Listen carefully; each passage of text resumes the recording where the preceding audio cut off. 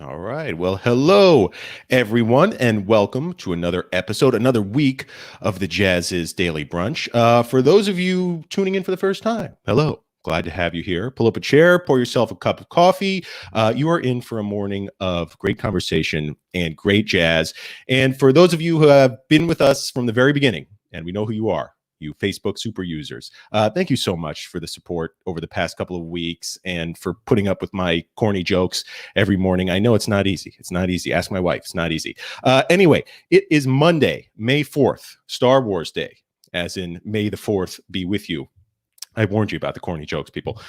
Anyway, we have quite a lineup for you today. Today's going to be a really good day. It's a twofer, if you will, a doubleheader.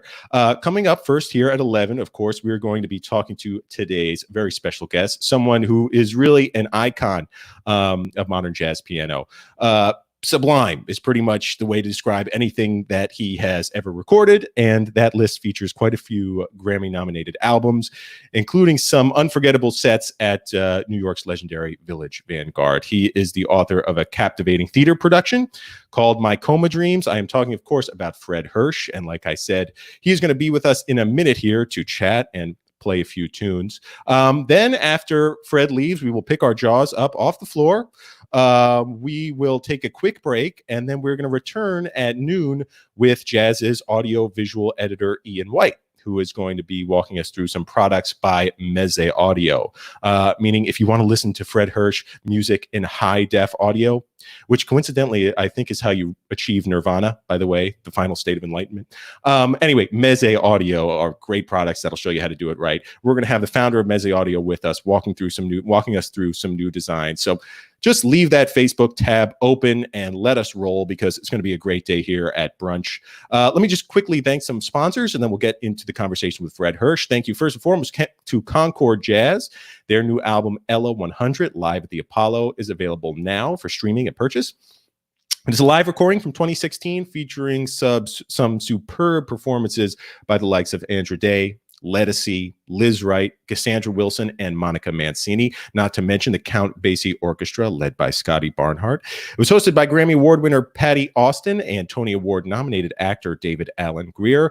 Like I said, it is available now. It's really swinging. Pick up a copy for yourself or learn more at concord.com. Thanks also to Blue Sound Audio. So Blue Sound is another award-winning wireless high-res sound system that lets you play music in any and every room throughout your home. You choose music from your favorite streaming service or from a music library connected to your home network. Control where, at what volume, and when the music plays with the free BlueOS app on your smartphone, tablet, or desktop computer. And that's it. Getting the kind of crisp and detailed sound that only an audiophile grade system can deliver has never been easier. You can learn more at bluesound.com or our website, jazziz.com, where we have put together a Blue Sound buyer's guide. Well, anyway, that'll do it for my little intro and for today's sponsors. Please join me in welcoming today's guest, Fred Hersch. Hey, Brian. Good morning. Hey, Fred. Good How morning, you doing, man? Yep. Hey. How you doing? It's you know, we may be on lockdown, Fred, but you are certainly keeping busy, man. You are. I'm keeping busy. My partner and I are sheltering out at our second place in the woods near Milford, Pennsylvania, which is about 2 hours west and north of New York City, where I've been in Soho for about 41 years. Thank God for rent control.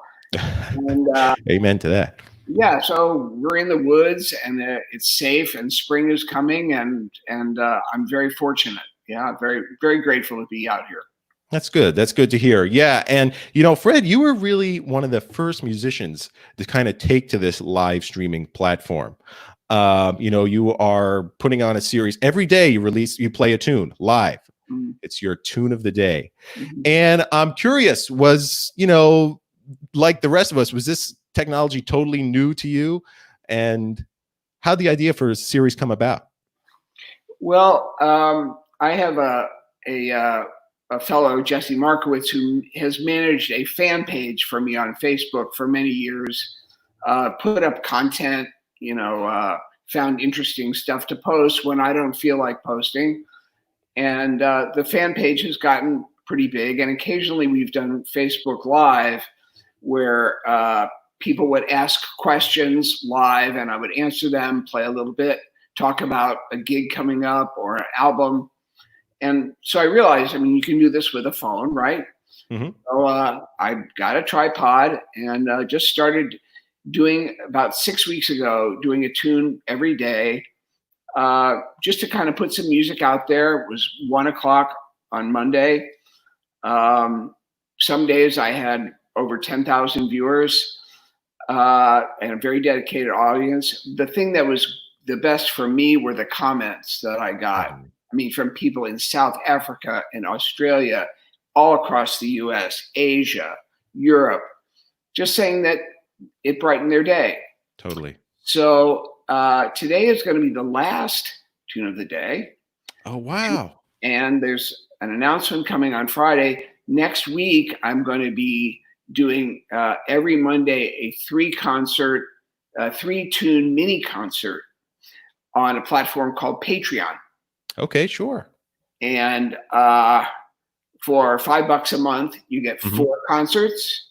I'll be talking about the music, my relationship to it, something about anecdotes, whatnot, and you'll be able to get it live every Monday at 1 o'clock, and then it will be archived, so you can watch it whenever you like. And I'm not trying to guilt the people who've been getting it for free to pay me $5. Right. But it's going to be probably a good year more before I'm going to get back in a club or a concert hall. And bills have to be paid. And so true. I feel like $5 a month, not such a stretch. For a private Fred Hirsch concert, that is quite a bargain. And each concert will have a theme. It might be music by Cole Porter, music from Brazil, a set of original pieces, songs of the 60s.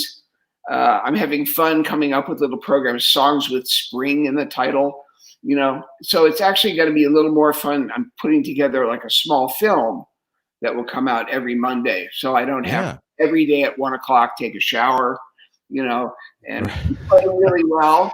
Yeah. And, some days you play better than others. So true. So this is my new venture, and I hope people will join me and support me in that. Well, that's excellent. And we are certainly looking forward to that. We will be sad to see Song of the Day or Tune of the Day go, because like I said, I was reading through the comments as well, and it really seemed to lift the spirits of the people watching. And, choosing the songs carefully was something you've always done well. And so, you'd have a song on there like Cockeyed Optimist, which is exactly how we should all be feeling right now. Right. But you're right. It will be a while before musicians can get back to some state of normalcy. Right. And who knows what a concert may look like, this year or next. Half capacity, everyone wearing masks, certain distance from the stage. I just don't know. So it is all work in progress. And, I live in Lower Manhattan. And of course, New York will probably be the last place to fully open up. The place where it's been sort of the epicenter in this country. So, I hope that the clubs and restaurants that I know and love will be able to survive. I would hate to come out of all this and New York be an empty shell of the great city that it has been for so long. Yeah, as do we. And like I say, Tune of the Day has been lifting a lot of people's spirits. Fred, you're seated in front of the piano. I would love if you could play our own little Tune of the Day for us here at the beginning. All right. Okay. Yeah, I'm going to play a few things. I'm going to start with a take on a Cole Porter tune. This is From This Moment On. Awesome.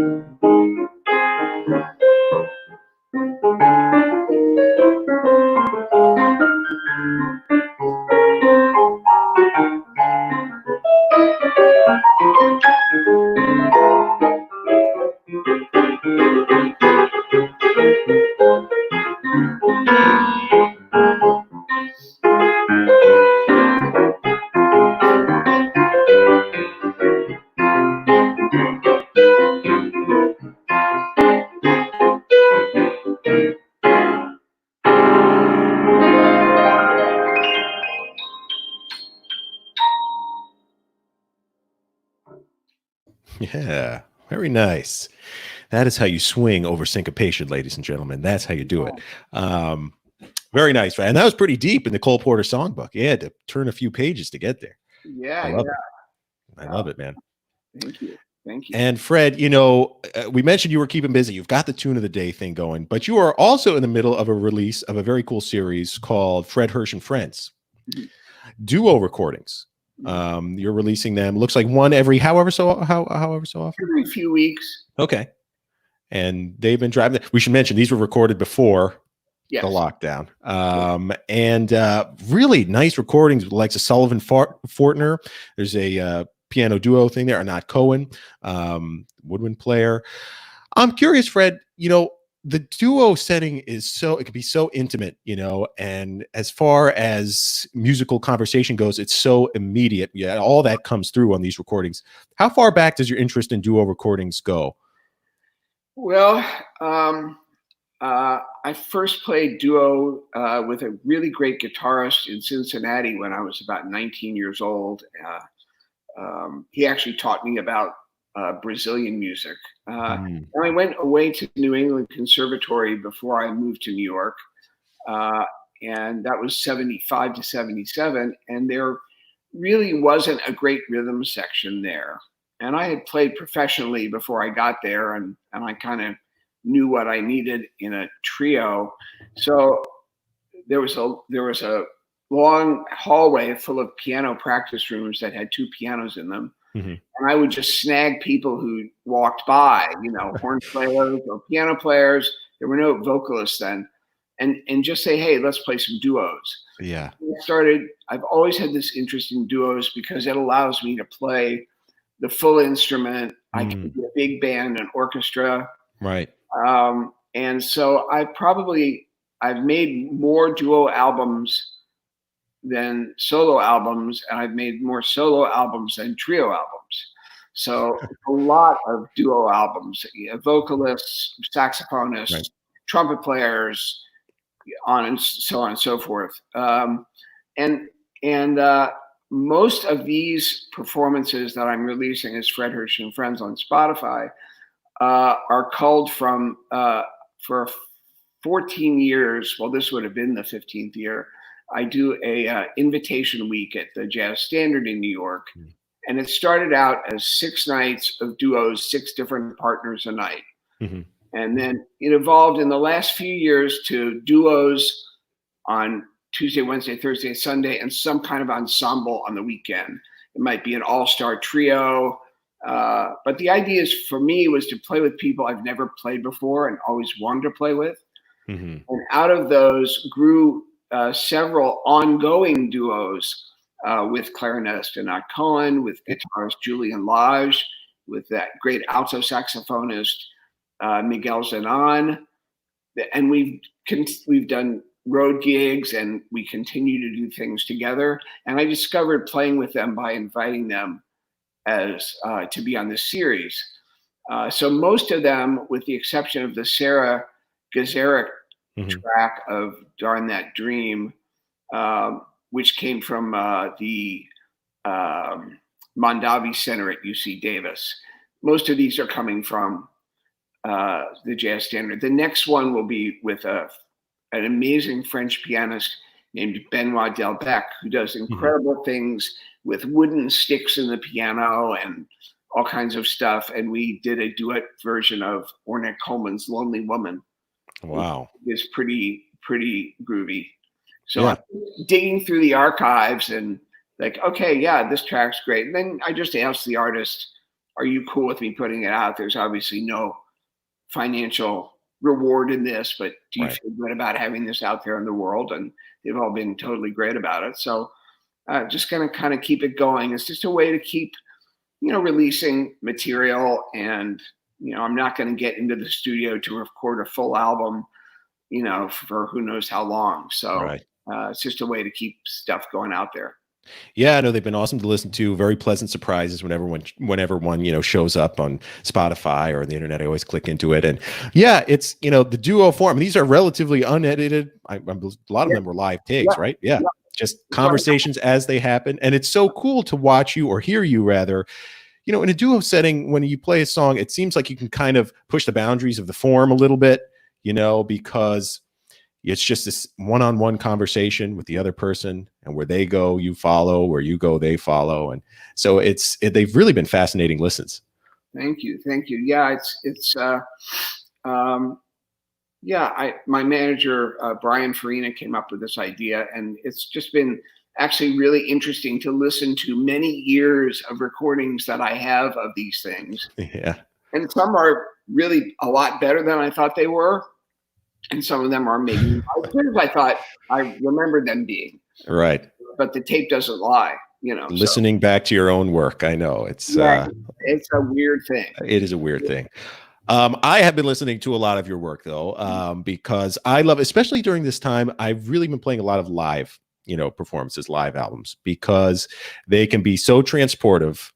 And, I really miss live jazz. And when I'm stuck at home, it's kind of nice to put on a live record, alone at the Village Vanguard, and, hear the patter, hear the announcements, hear the applause, hear the room noise. It really puts you in a different place. And for me, for my money, your Live at the Village Vanguard recordings are, some of the best of the Live at the Village Vanguard recordings.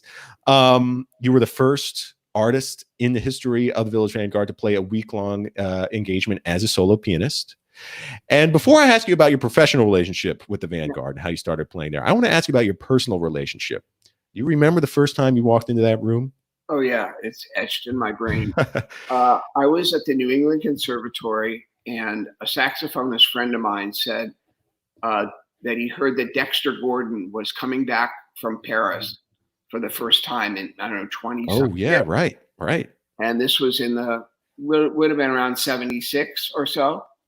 And that resulted in the album Homecoming. Sure. And So, I mean, we were so naive. We got in a car from Boston, 4 of us, at 1 o'clock. We miraculously found a place to park on the street. We probably went and had a slice or a falafel or something that was a student budget kind of meal. And then we waited in line. And we got in, we heard one set, and Dexter's sound in that club was just the biggest sound of the many, many nights I've ever been in that club. That was so special to hear him in there. And of course, the audience went nuts. And then we probably got another slice and drove back to Boston. So yeah, it was, and you look at the pictures on the wall, and I mean the history. I mean, I'm fortunate now to have my picture on the wall. And to me, that means more than a Grammy. Serious cred. Because it is the Carnegie Hall of Jazz Clubs. The acoustics are remarkable, unusual and remarkable and beautiful. Best place in the world to play quietly. And when I've done the recordings, I've done 5 that have come out, and there's a 6th in the can that I can't tell you about yet, but that you'll hear about. Okay. And we've always put microphones in the ceiling back in the club so that you feel like you're in the club. You want to make it sound like a studio recording. Right. That's what I love about it. You have the best seat in the house. Right. One of the 2 or 3 albums that really made me want to play jazz for my life was a live album, which was Miles Davis Friday and Saturday Night at the Black Hawk with Jimmy Cobb, Paul Chambers, Wynton Kelly, and I'm having a senior moment.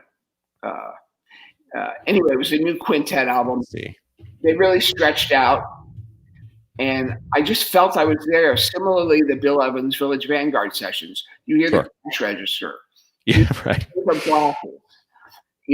It was just something that drew me to live performance. And I have a number of albums in my catalog that were kind of found objects, concerts that happened to be recorded that were great nights.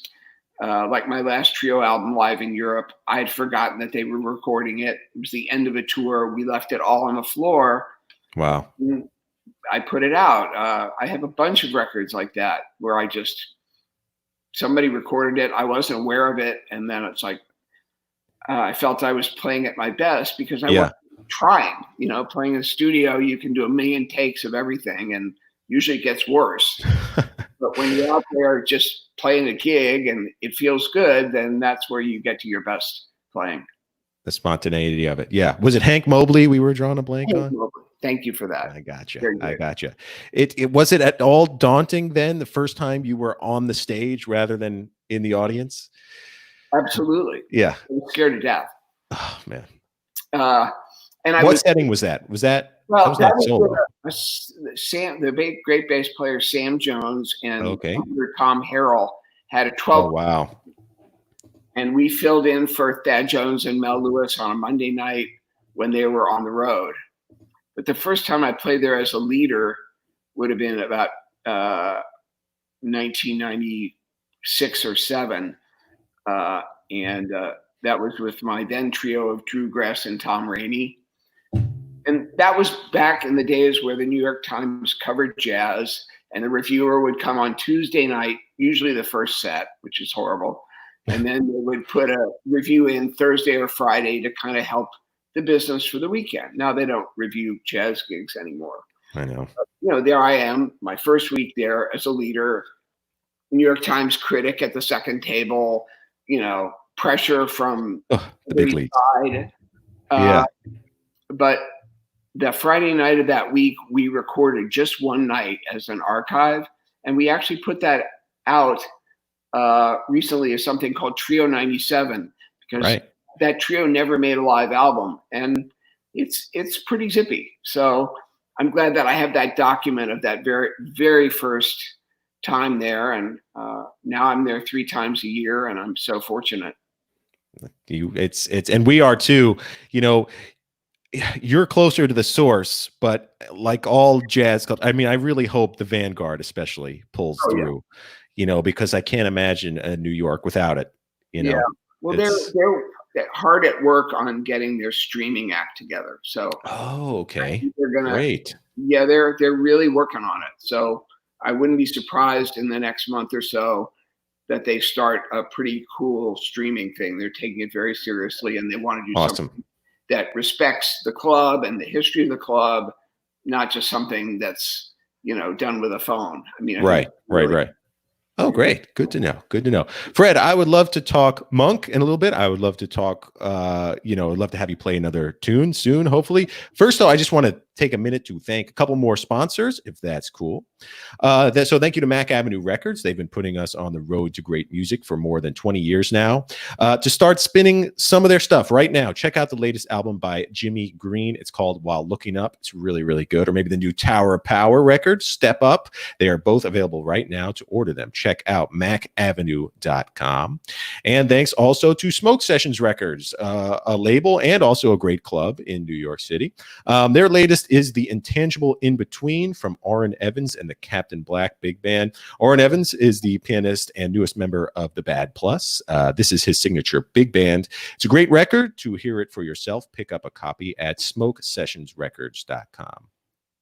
All right, Fred. If for those of us who listen religiously to your live stuff, we know you are one of the great interpreters of Thelonious Monk. And I would, if is it all possible, would you be able to play a Monk tune for us I now? would be delighted. Okay, thank you so much. Let's see. Well, I'll play a Monk tune that has sort of an unusual provenance. This one is Aranel, which is Lenore spelled backwards. It is credited, I believe, to Monk and to Idris Suleiman. So nobody is really quite sure who wrote what. I mean, Monk got the publishing, basically. The bridge sounds more like Monk to me. I'd have to consult Robin Kelly or one of the Monk sponsors to see, who did what or if there's a theory. But this is his composition, Aranel. All right.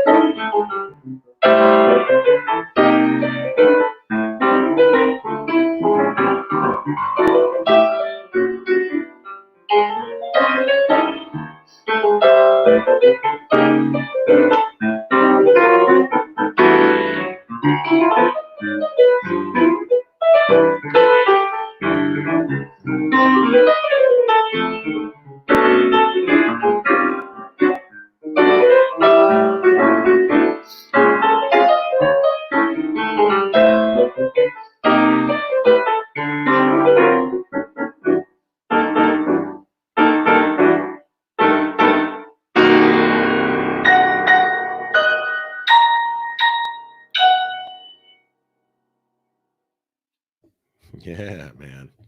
Aronell, a great tune. Loved it on Open Book, one of my favorite of your albums. Monk has said it himself.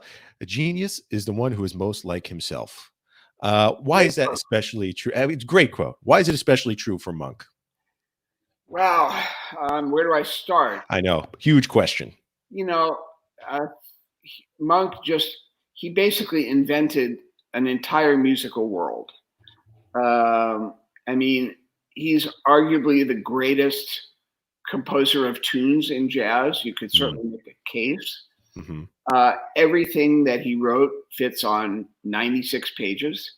Yeah. You know, and some of those tunes I have played for years, 30 years. And, you know, each one has its own kind of musical DNA in it. They're either like strange harmonic puzzles right to solve, or they have motives that are really strong that you can work with as you improvise. He was a master at kind of what I call carving out notes. So you hear the space around the notes as much as the spaces are as important as the notes. He, of course, had a singular musical pianistic vocabulary.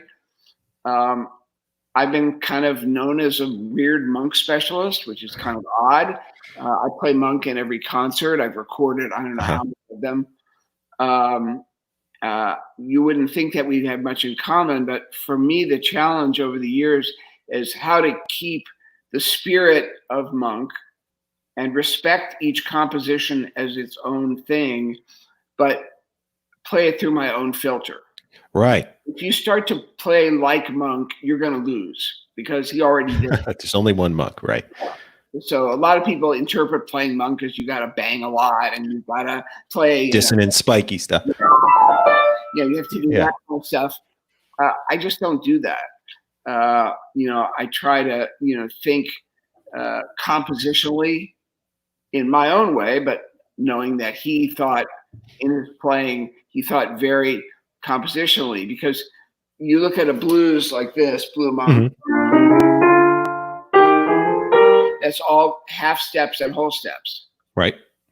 So I would play that differently than Mysterioso, which is all sixths.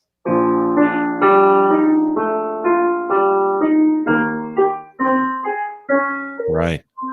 So it's not a generic blues in B flat.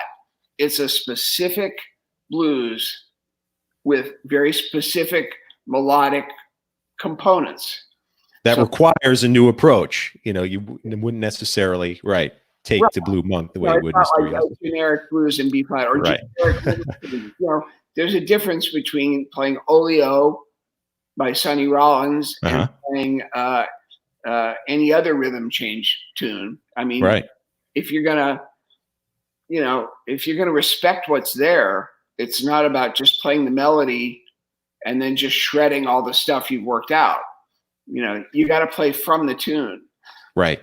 If I'm playing a standard, especially a ballad, I know the words. It helps me phrase and interpret the melody and gives me a connection emotionally to the song itself. And I think learning the words is part of learning the tune.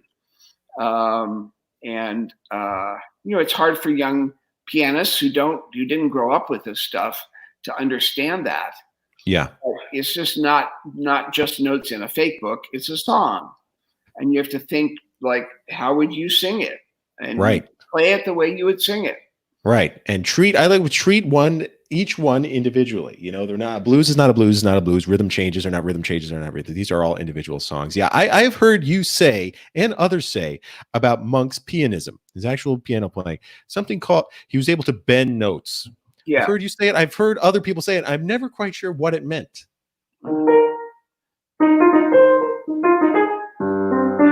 This is from Reflections.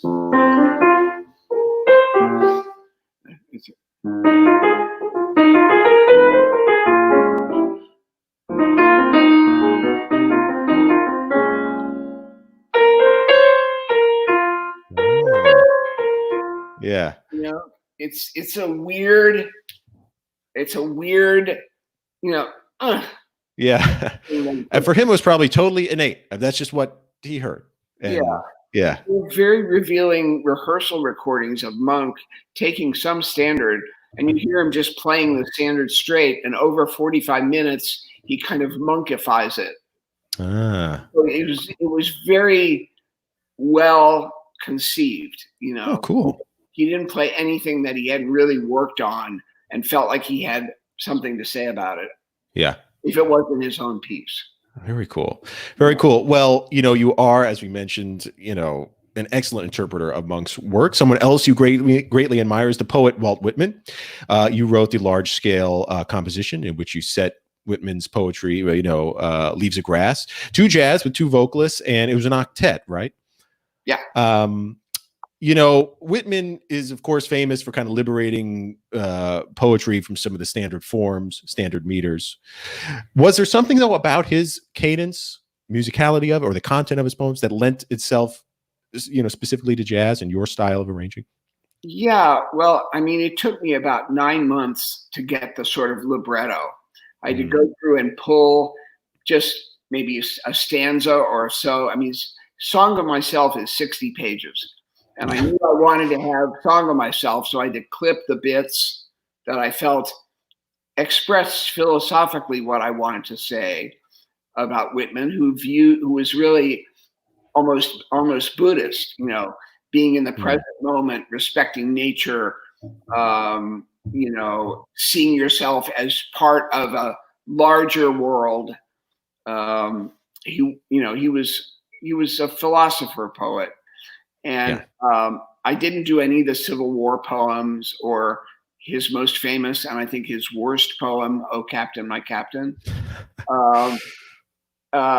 So sometimes I just took a title or just, edited down a big poem into a shorter form. Right. So that took 9 months. Then I wrote the music in a month because it'd been percolating in my brain, and it just kind of came out. And there are nominal jazz solos, great players. And of course I have Kurt Elling and Kate McGarry, who are, peerless. And I wrote it with Kurt in mind. And a great student of poetry, a lover of poetry. He's a poetry lyric guy. And, totally. His opening line is, "I celebrate myself." And it takes a guy like Kurt Elling to own that. You know? For sure. He has a sense of, he can command a room. Right. And but it was really about the words, and the ensemble is mostly accompanying, except for in the piece, everybody gets a little featured moment. Hmm. Because I have great players, I want to let them do something. But so I wouldn't say Kurt calls it a jazz oratorio, and that's the best description that I've come up with. It's not, a jazzy Walt Whitman. It's not a theater piece. It's not really a song cycle. So it generated its own form. Yeah. And this last year we did 4 shows of it. So, it still exists. Totally. Yeah. Open Jazz Lincoln Center's Apple Room in 2017. That was years after you wrote it, right? Right. So yeah, this thing 14 years after I wrote it. Right. It definitely has an enduring quality. It's great. I want to ask, it's a shame we don't have more time because I want to discuss your other large scale work, the theater piece, My Coma Dreams. And again, we don't have much time to discuss it now because I'd love to hear another tune, but this was written in the wake of the medically induced coma you were put in 2008. And these dreams, these recurring dreams that you were having during this incredibly trying time. And I just wanted to ask, because it's a whole nother podcast to talk about it, but I want to ask if you could see any parallels between making great art after something like that experience and now, on the other side of this thing, what art may look like in the wake of this really kind of traumatic experience.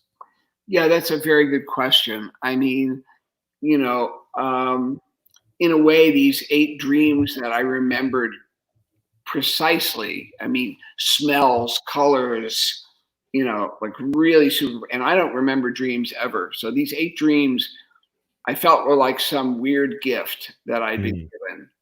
And I wanted to do something with them, with music, but I didn't want it to be another Walt Whitman piece where it's just sung and you read about the dreams in a program. Right. I enlisted my friend, director, librettist Herschel Garfine, to find a form for it.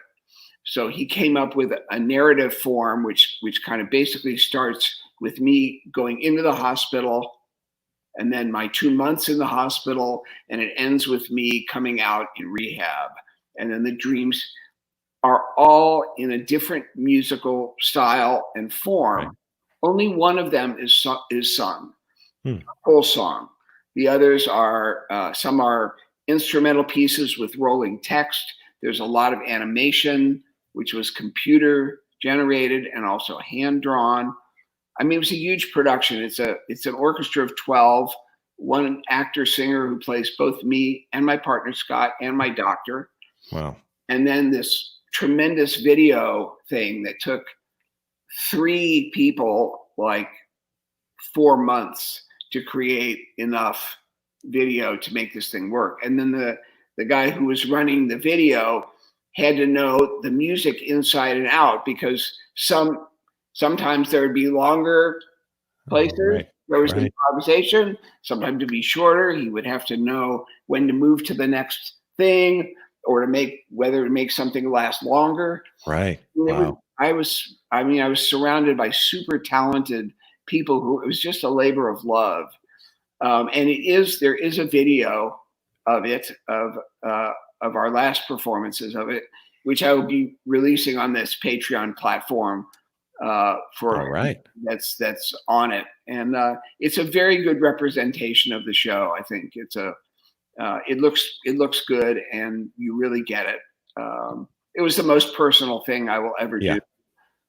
Playing the first shows were just wrenching. I can imagine. There I am playing the piano, and I'm not even supposed to be here, first of all. Right. Coming out of this thing, you weren't sure if you were able to play, if you'd ever play again. Right. I'm writing music, and somebody playing me. Yeah. And my partner is over there. Yeah. And just hearing, in a weird way, hearing what I had created, it was very, very powerful. And I can imagine.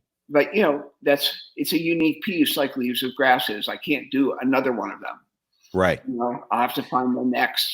Right. And yet, well, and think about music on the other side of this. I mean, we're kind of in an incubation period for creativity, as artists are learning how to deal with this. They're using technologies, they're finding new ways to collaborate. So do you foresee maybe a little renaissance of creativity on the other side of I mean, I know that is? my next studio project is for rhythm section and string quartet. And the bulk of the album is a suite of about 7 or 8 pieces. Each one takes its title and the feeling from aspects of my Vipassana meditation practice, which is really what has kept me sane through all this. That and not reading the news in any form at all. I have not looked or heard anything in 4 weeks. Good for you. Yeah.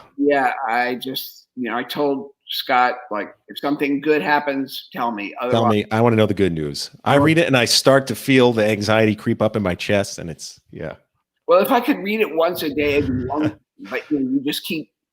It's constant. Back to it. It's obsessive. Yeah. This derails your day. Yeah. So I was supposed to record that this month, but who knows when that will happen. But that's the first large scale piece I've been really compelled to do in a couple of years. Very nice. So, I mean, I'm sure I'll start to write tunes. We're only 6 weeks in, honestly. Right. And it's kind of Groundhog Day, every day. It's like, okay, here we are. And I'm not putting a lot of pressure on myself to, quote, be creative or, do much of anything. Right. I just think it will come when it does. And there's creativity, it doesn't help creativity when I like a deadline. I like a deadline. But in this instance, I don't think it helps to beat myself up at the end of the day, like, oh, you didn't write a new tune or you didn't do this or that or the other, Sometimes you just want to read a Swedish crime novel, Totally. And one thing helps the other, Exactly. It's very nice. Well, Fred, this was such a pleasure. Thank you so much for joining us on the brunch today. I can't believe how quickly that 50 minutes went by. I was looking at the clock, like, wow. Yeah, that's great. So, hey, that's what happens. Good conversation, good music. If people want to follow along, go ahead. And good questions. Thank you. Thank you. If people want to follow along, where can they find out more about you? What's going on? The Patreon page? What's the best place for them to follow along? Well, I have a Facebook, Fred Hirsch Music, and then the new Patreon /Fred Hirsch. There'll be new content open a week from today, and it'll be open for business on Friday. And I have a website, fredhirsch.com, and usually, although frankly, I've not been updating it too much because there's not a whole lot of news to update it with, but nothing on the tour schedule. You let us know how that Swedish crime novel is. We'll get a review of that. I'm a sucker for Scandinavian crime novels.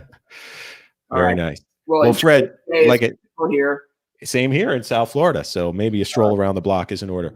Fred, thank you so much for joining me for brunch. I sincerely appreciate it.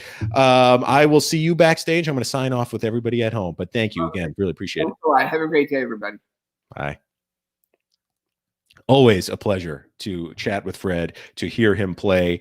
I implore you, go listen to some of those live recordings at the Village Vanguard. They will just take you somewhere special, literally, and that you feel like you're in the Vanguard. You hear the clinking glass, and figuratively, and that his music can be so transportive.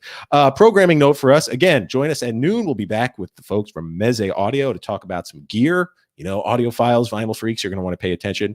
And then starting the week of May 11th, we are taking the brunch into the afternoon. So I don't know if we're going to call it the brunch anymore, but we're going to be coming to you live at 5 p.m. starting May 11th. So mark your calendars for that. Switching to the evening, again, starting May 11th, 5 p.m. All right. We are going to take a quick break here to get some more coffee, maybe have a little snack. What can you say? And we'll be back at noon with Jazziz, audio and video editor Ian White, and the folks at Meze Audio to discuss some hi-fi audio gear. I'll see you soon, everyone. Take care.